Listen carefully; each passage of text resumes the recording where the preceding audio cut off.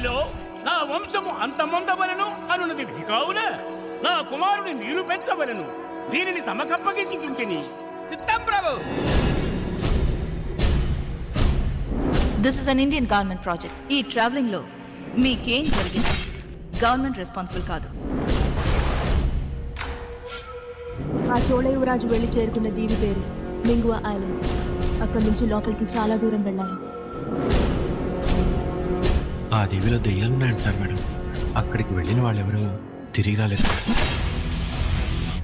చోళులు పోతూ పోతూ ఊరికే పోలేదు. శత్రువులెవరూ వాళ్ళని ఫాలో కాకూడదని 7 ప్రమాదాల్ని సృష్టించిపోయారు. సముద్రం, ఆటవికులు, రక్షక దళాలు, సర్పం, ఊబి, ఆకలి, దాహం అండ్ గ్రామం.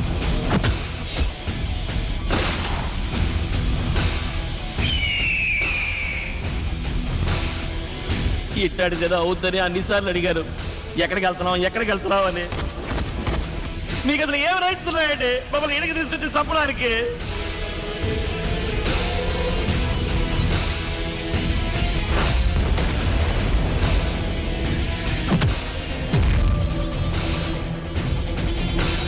మీ మీద నాకున్న గౌరవంతో నమ్మకంతో వీళ్ళని ఇక్కడికి తీసుకొచ్చాను. వీళ్ళు కూడా మా పాండ్య వంశానికి చెందిన వాళ్ళు. మనకి సహకరించడానికి తెగించి వచ్చారు. వీటితో చోళులు అంతమవడం ఖాయం.